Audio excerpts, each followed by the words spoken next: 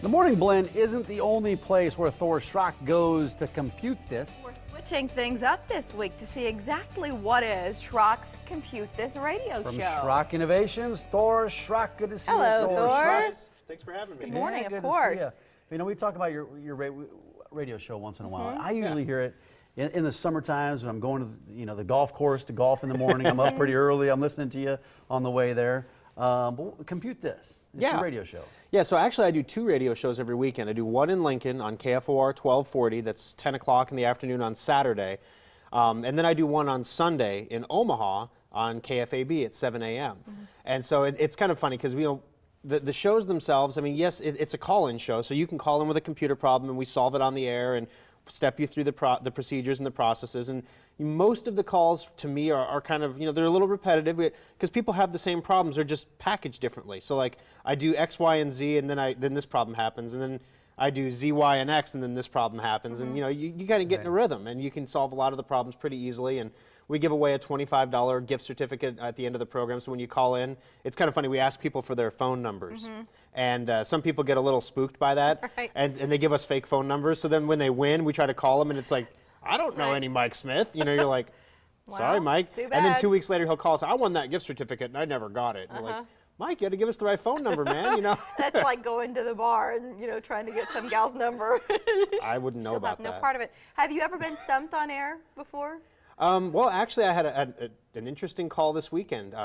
So I had a user that on the Lincoln program on KFOR 1240, and A computer user. a tablet user. A tablet user. She's completely blind. Not like mostly blind, but completely not sighted at all. No light, nothing. She cannot see.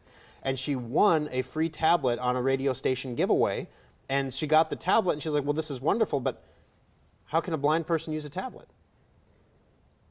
Is there software Excellent available? question. And there's some great PC software. But they do have And this do they make- accessibility. Well, Freedom Scientific makes the JAWS program, which is, we have a lot of visually impaired users at Schrock because we'll actually go above and beyond to try to help those people.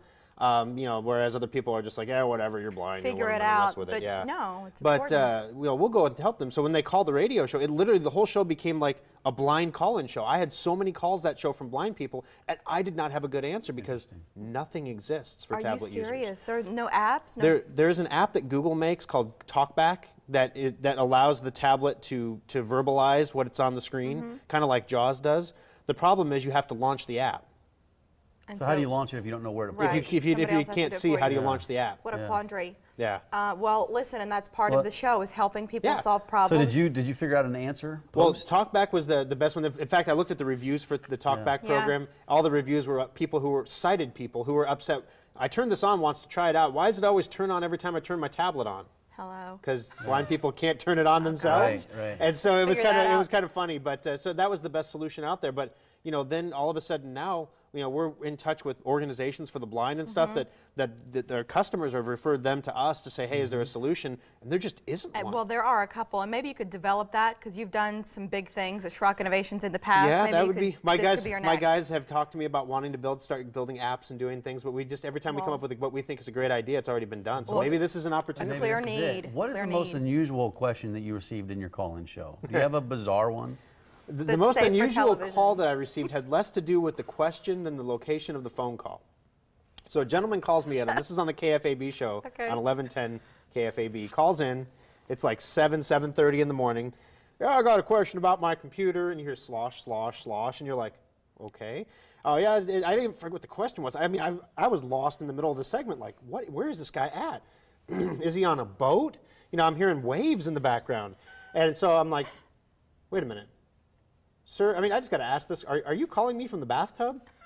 Yes, I am. He says it proud as day.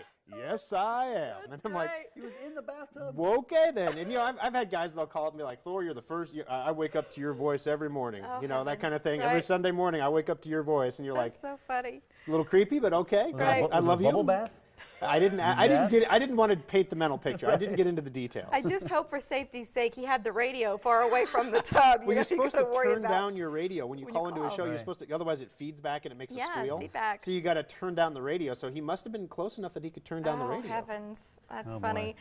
So remind us where our viewers can hear you both on Saturdays and Sundays. Yeah, so Saturdays, we're on 1240 AM KFOR in Lincoln at 10 o'clock. Sundays, we're on KFAB at 7 a.m.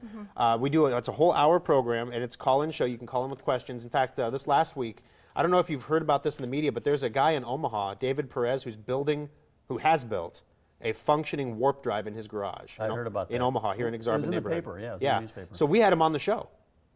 Within 6 months, this guy says he is going to have a functioning prototype that will levitate off the floor using a warp drive. Yeah, that's interesting. 6 months. So we're going to have him back in 6 months. In June. My mind is blown. Yeah, so we'll have to try to get him in here to levitate on set. I don't know. How cool. So Schrock Innovations, 3 locations between Omaha, Papillion, and Lincoln. And then online at SchrockInnovations.com, and catch him on Compute This Mondays here at the Morning Blend, and on the radio Saturdays and Sundays between Lincoln and Omaha. And thanks, Thor. It's great to see you as always. I'll call you for my bathtub next time. Okay, Mike. I'll ask about your bubble bath. Is it lavender? Yeah. I'm like, la, la, la, la, la, la.